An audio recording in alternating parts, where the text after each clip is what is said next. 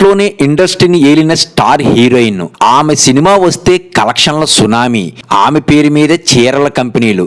Cut చేస్తే పిచ్చిదైపోయింది. అప్పటి cinema ప్రముఖుల ఆకలికి బలైపోయిన స్టార్ హీరోయిన్ కాంచనమాల గురించి ఈ రోజు మనం తెలుసుకుందాం. కాంచనమాల అలనాటి యువకుల కలల రాణి.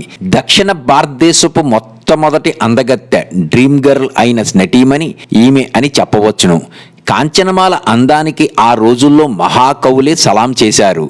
చిత్తజొల్లు కాంచనమాల తొలితరం నటీమణుల్లో ఒకరు. ఆంధ్ర ప్యారిస్ గా పేరు పొందిన తెనాలి పట్టణం ఆవిడ స్వస్థలం. ఆ కాలంలో బాగా పేరు తెచ్చుకున్న నటీమణుల్లో ఈవిడ కూడా ఒకరు. కాంచనమాల మార్చి 5, 1917లో గుంటూరు జిల్లా తెనాలి సమీపంలోని ఐతావరప్పాడులో జన్మించారు. తండ్రి పేరు దాసర నారాయణ దాసు. కాంచనమాల గాలి వెంకటేశ్వర్లు అనే యువకుడిని ప్రేమించి పెళ్లాడారు. ఇతను కూడా ఆమెతో కొన్ని సినిమాల్లో నటించారు. గాలి వెంకటేశ్వర్లు అలనాటి ప్రఖ్యాత సంగీత దర్శకుడైన గాలి పెంచల నరసింహారావు గారి సోదరుడు.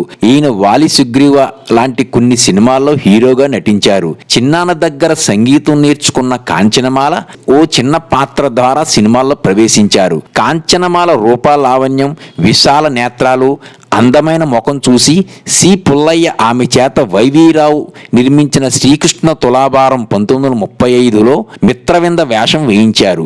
ఆ సినిమాలో తన అందంతో అందరి చూపులను తన వైపుకు తిప్పుకున్నారు ఈమె. ఆ రోజుల్లో తల్లులు పిల్లలను నిద్రపుచ్చడానికి దినదినము పాపిడిని దీవించి పొండి దేవలోకములోని దేవతల్లారా అనే కాంచనమాల గారి పాటను పాడేవారట. 1938లో మాలపిల్ల అనే సినిమాను శ్రీ గూడవల్లి రామబ్రహ్మం గారు నిర్మించారు. ప్రఖ్యాత రచయిత శ్రీ చలంగారి నాటకం యొక్క ఇది వృత్తం. ఆ సినిమా కథ అది ఒక బ్రాహ్మణ యువకుడు, ఒక మాలపిల్ల ప్రేమ కథ.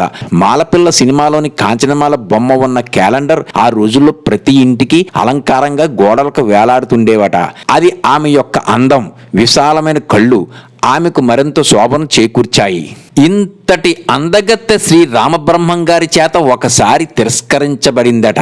శ్రీ రామబ్రహ్మం గారు తన తప్పును గుర్తించడానికి ఎక్కువ సమయం తీసుకోలేదు. గ్రామీణ వాతావరణానికి చెందిన ఒక మాలపిల్ల పాత్ర అయిన సంపాలత పాత్రకు ఆమెను ఎన్నిక చేసుకున్నారు. ఆ రోజుల్లోని సినీ పండితులు ఈ అందాల బొమ్మ ఒక విశిష్టమైన పాత్రను ఎలా పోషించగలదని పలు అనుమానాలు వ్యక్తం చేశారు. కాంచనమాల వారి అనుమానాలను పటాపంచలు చేసి ఆ పాత్రను అద్భుతంగా పోషించింది. సినిమా మొదటి భాగంలో నిరక్షరాలైన గ్రామీణ యువతగా అద్భుతంగా నటించిన ఆమె రెండో భాగంలో చదువుకున్న ఒక అధునాతన యువతగా అదే ప్రతిభను కనబరిచింది. ఆ రోజుల్లో ఆమెను ప్రఖ్యాత హాలీవుడ్ అందాల తార అయిన గ్రెటో గ్రాంబోతో పోల్చేవారు. 1935లో ఆమె శ్రీ చిత్తజొల్లు పుల్లయ్య గారి దర్శకత్వంలో వచ్చిన శ్రీకృష్ణ తులాభారంలో నటించింది. ఆ సినిమాకు పాటలు వ్రాసినది తెలుగులో మొదటి సినీ గేయ రచయిత అయిన శ్రీ చందాల కేశవదాసు గారు. ఆ సినిమాకు మాతృక వారు వ్రాసిన నాటకమే. ఆ సినిమాలోని రేలంగ్ గారు కూడా ఒక చిన్న వేషం వేశారు. ఆమె తర్వాత సినిమా 1936లో నిర్మించిన వీరాభిమన్యులో అందులో ఉత్తరగా నటించారు. ఆ సినిమాకు రచయిత శ్రీ కొడవటి గంటి కుటుంబరావు గారు. గృహలక్ష్మి 1938లో మాత్రం వేంప పాత్ర పోషించారు. విప్రనారాయణలో దేవదేవిగా ఆమె అందం, అభినయం అప్పటి ప్రేక్షకులకు సూదంటూ రాయిలా గుచ్చుకుంది. అలానే సక్కుబాయి సినిమాలో నటించి మంచి పేరు తెచ్చుకుంది. కాంచనమాల నటించిన వందే మాతరం దక్షిణ భారతదేశంలో రజతోత్సవం జరుపుకున్న మొదటి సినిమాగా చెప్పుకోవచ్చు. కేరళ, తమిళనాడు, కర్ణాటకలో కూడా అది విజయవంతమైంది. ఆ రోజుల్లో ఈ సినిమాలో నాగయ్య గారు, కాంచనమాల కలిసి పాడిన యుగల గీతం మధురా నగరిలో చల్లనమ్ము బోవదు అనే పాట ప్రతి ఇంట్లోనూ మారుమోగిపోయేదట. కాంచనమాల స్లీవ్లెస్ జాకెట్టు, పెద్ద చివిరింగులు, అందమైన కళ్ళు, చిరునవ్వు, ఒలకించే పెదవులు, చేతిలో కాఫీ కప్పు, భుజాల మీదకు విరబోసుకున్న జుట్టుతో అందంగా ఉండే ఈ అందాల రాశి బొమ్మ ఉన్న క్యాలెండర్ 1940 సంవత్సరంలో ప్రతి ఇంటికి అదొక అలంకారం. ఆ క్యాలెండర్ మాలపిల్ల సినిమాకు సంబంధించినది. నటన ప్రావీణ్యం లేకుండా కేవలం తన అందంతోనే ప్రసిద్ధి చెందింది కాంచనమాల. మాలపిల్ల సినిమాలో ఒక సాంప్రదాయపు బ్రాహ్మణ యువకుడు ఒక గ్రామీణ మాలపిల్లను ప్రేమించి పెళ్లి చేసుకుంటాడు. ఆ రోజుల్లో ఆ ఇతివృత్తంతో సినిమా తీయటమే ఒక సాహసం. ఆ రోజుల్లో సంఘంలోని సామాన్య జనం భావాలు ఆ సినిమా గురించి ఇలా ఉన్నాయి. కులం ఏదైతేనేమి అంత అందగత్తి ఏ కులంలో పుడితే ఏముంది, ఆమెని పెళ్లి చేసుకోవడం కన్నా అదృష్టం ఏముంది. ఆమె అందాన్ని చూసి ఆశ్చర్యపడి అలనాటి హిందీ అందాల తార నర్గిస్ తల్లిగారైన జుద్దాన్ బాయి గారు కాంచనమాలను హిందీ సినీ రంగానికి ఆహ్వానించారు. జుద్దాన్ బాయి గారు నిర్మాత, దర్శకురాలు కూడా. అలాగే అలనాటి హిందీ ప్రముఖ నటులైన మోతీలాల్, మెహబూబ్ ఖాన్ గారు కూడా ఆమెను హిందీ సినీ రంగానికి ఆహ్వానించారు. అలా తొలితరం గ్లామర్ క్వీన్ గా వెలుగొందారు ఆమె. అప్పట్లోనే కాంచనమాల చీరలు, జాకెట్లు, గాజులు బాగా అమ్ముడయ్యేవి. ఆ సమయంలోనే గృహలక్ష్మిలో వ్యాంప్రోలు ధరించిన ఆమె విమర్శకుల మన్నలను కూడా అందుకుంది. ఆ తర్వాత వచ్చిన వందే మాతరం సినిమాలో ఈమె చిత్తూరు నాగయ్య గారి సరసన నటించారు. అది నాగయ్య గారి రెండవ సినిమా. ఈ చిత్రం ద్వారా నాగయ్య గారు, కాంచనమాల గారు ఇద్దరూ పేరు తెచ్చుకున్నారు. ఆ సమయంలో వచ్చిన మళ్ళీ పెళ్లి వితంతు వివాహాన్ని ప్రబోధించే చిత్రం. ఈ చిత్రం ఆమె వితంతువుగా కూడా అందంగా ఉన్నారని అందరూ చెప్పుకునేవారట. ఆ తర్వాత ఆమె నటించిన ఇల్లాలు సినిమా విడుదలయ్యి మునుపటి సినిమాలంత విజయం సాధించలేకపోయినా ఆంధ్రపత్రిక ఫిలిం బ్యాలెట్ లో ఉత్తమ నటిగా ఇల్లాలు చిత్రం ద్వారా కాంచనమాల ఎంపికయ్యారు. ఆ సమయంలో విడుదలైన మై రావణ కూడా అన్ని తరగతుల ప్రజాదరణ అందుకోలేకపోయింది. ఆమె కేవలం 11 సినిమాల్లోనే నటించింది. అందులో 5 సినిమాలు కనకవర్షం కురిపించాయి, సూపర్ హిట్లు. అప్పుడే ఆమె దుర్దశ ప్రారంభమైందని చెప్పవచ్చు. ఆ తర్వాత జమినీ వాసన్ గారి నిర్మాణ సారథ్యంలో బాలనాగమ్మ రూపుదిద్దుకుంది. ఆ సినిమాలో కాంచనమాలను బాలనాగమ్మ పాత్రకు తీసుకున్నారు శ్రీ గోవిందరాజు సుబ్బారావు గారు మాయల పకీరు, శ్రీ బందా కనకలింగేశ్వరరావు గారు కథానాయకుడు, శ్రీ ఈమని శంకర శాస్త్రి గారు సంగీత దర్శకుడు. ఆ సినిమాలోని ఇన్ని ప్రత్యేకతలు ఉన్నాయి. ఆ సమయంలో వారి చిత్రాల్లో మాత్రమే నటిస్తానని కాంచనమాల అగ్రిమెంటు వ్రాసి ఇచ్చారు. అదే ఆమె చేసిన పెద్ద తప్పయింది. ఆ సమయానికే కాంచనమాల దగ్గర ఎన్నో మంచి ప్రాజెక్టులు రాసాగాయి.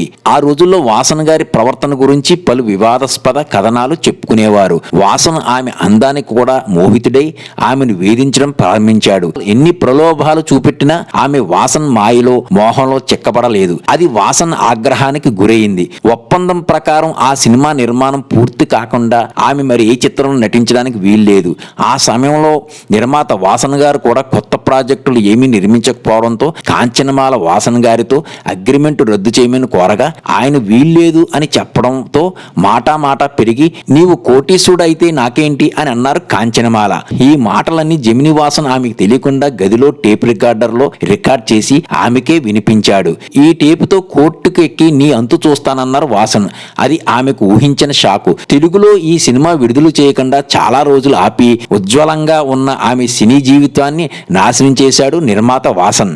ఇలా తన సినీ జీవితాన్ని నాశనం కావడం వల్ల ఆమెకు మతి భ్రమించింది. ఆ తర్వాత తెలుగులో బాలనాగమ్మ విడుదలయ్యింది. ఆ తర్వాత ఆమెకు ఎవరో అవకాశాలు ఇవ్వలేదు. ఆ సమయంలోనే బాలనాగమ్మ విడుదలయ్యి అఖండ విజయం సాధించింది.